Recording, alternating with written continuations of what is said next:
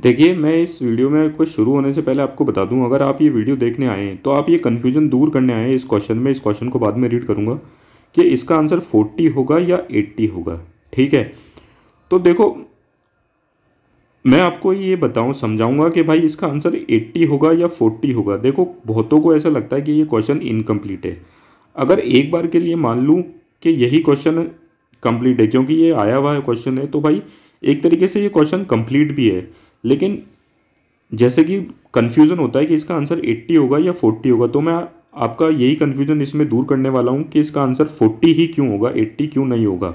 ठीक है, मेरे हिसाब से अगर इसको सॉल्व करने जाऊँ तो यही मैं आपको इसमें बताऊंगा। और जो ये डेसिबल गेन क्या होता है, बाकी सारी चीज़ों के बारे में तो मैं आपको बताऊंगा ही, मतलब इसमें एक एक चीज़ बताऊंगा और ये जो कन्फ्यूजन है वो भी दूर करूंगा।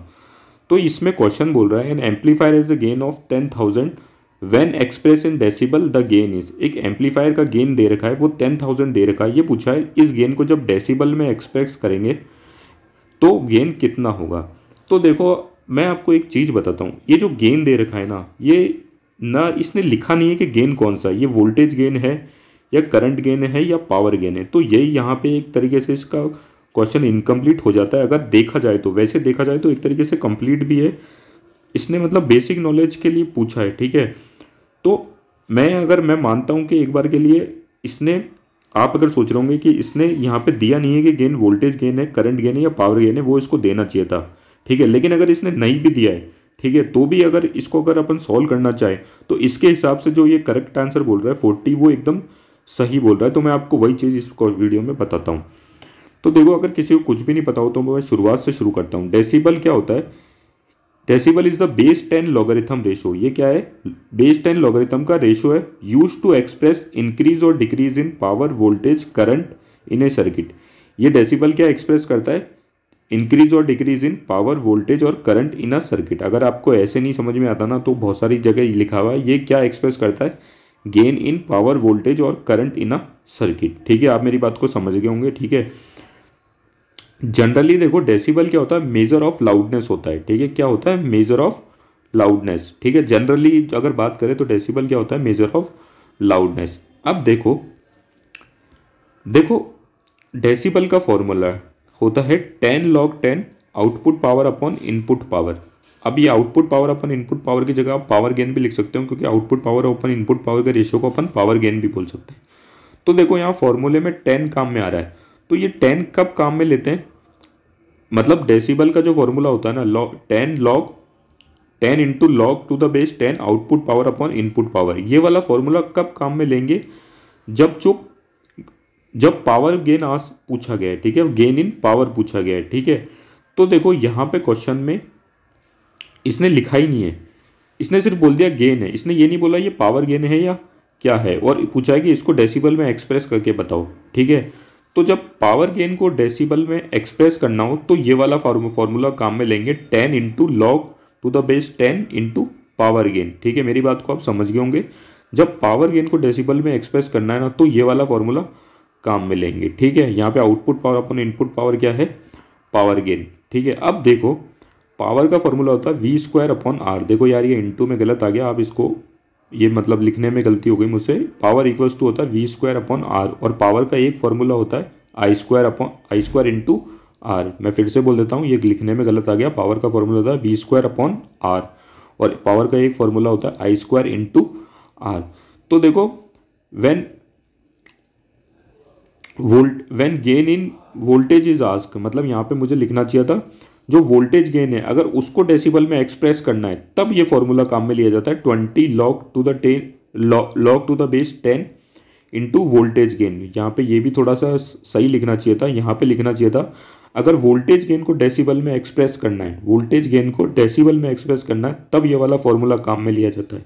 ठीक है, 20 into log to the base 10 into voltage gain की बोल लो इसको, या फिर बोल low output voltage upon input voltage. तो देखो यहाँ पे 20 आ रहा है और यहाँ पे क्या था?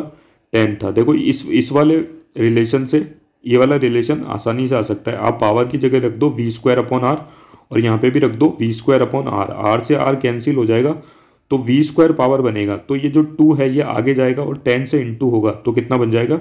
20। क्योंकि आपको पता है ये जो होता है log a की पावर अगर p है तो p क्या आ जाएगा आगे, ये हो जाएगा p log a। ठीक है, ये मैंने ड्राइव करके नहीं बताया क्योंकि अपन को अभी इसका कोई मतलब नहीं है, आपको सिर्फ सिंपल सा इसको समझना है और ये बहुत ही आसान है ड्राइव करना भी। ठीक है, और देखो यहाँ पे अगर ऐसे ही अगर देखो, जब करंट गेन दिया हुआ हो अपन को, मतलब आउटपुट करंट अपॉन इनपुट, मतलब करंट गेन दिया हुआ हो और तब अपन से पूछा इस करंट गेन को डेसिबल में एक्सप्रेस करो, तब भी अपन को 20 वाला फॉर्मूला काम में लेना है। 20 log to the base 10 into current gain, मतलब output current upon input current. क्यों, वापस से वही आई स्क्वायर इंटू आर होगा, आर से आर कैंसिल, यहाँ पे पावर 2 आएगी, जो 2 आगे चली जाएगी, मतलब यहाँ पे रखेंगे आई स्क्वायर इंटू आर तो 2 आएगी, ये 2 आगे चल जाएगा, 10 से मल्टीप्लाई हो जाएगा तो हो जाएगा 20। ठीक है, लेकिन अपन को क्वेश्चन में इसने दे ही नहीं रखा था कि गेन ये वोल्टेज है, पावर है या करंट है। तो देखो फिर भी अपन इसको सॉल्व करके कि एक बार कोशिश करेंगे। तो देखो एक बात होती है कि decibel is commonly used to show the ratio of power gain.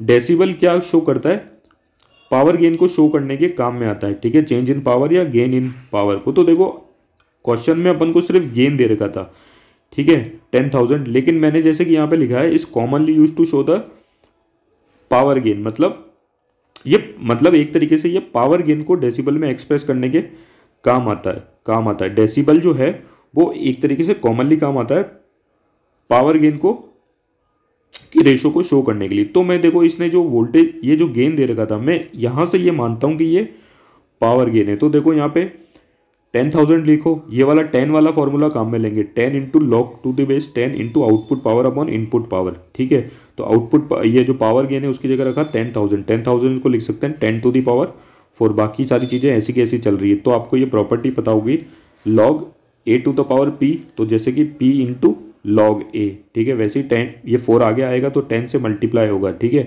तो आपको ये भी पता है 10 इंटू 4 40 हो जाएगा, log 10 to log base 10 into log base 10। तो ये हो जाएगा अपन को log a to the base a होता है तब वैल्यू कितनी होती है 1, log a to the base a होता है जब वैल्यू होती है 1, तो लॉग 10 टू द बेस 10 है तो इसकी वैल्यू भी कितनी हो जाएगी 1, मतलब ये दोनों अगर सेम हो तो इसकी लॉग की वैल्यू कितनी हो जाती है 1। तो आंसर जो है वो 40 है। तो देखो करेक्ट आंसर बुक्स में भी लिख रखा है कि 40 है, और इस हिसाब से अगर हमें देखा जाए, ठीक है जैसे कि मैंने आपको बताया, तो आंसर इसका 40 होगा। अदरवाइज आप देख सकते हो कि आंसर कितना होगा 80 होगा। तो इसका करेक्ट आंसर जो दे भी रखा है वो 40 ही होगा। Thank you.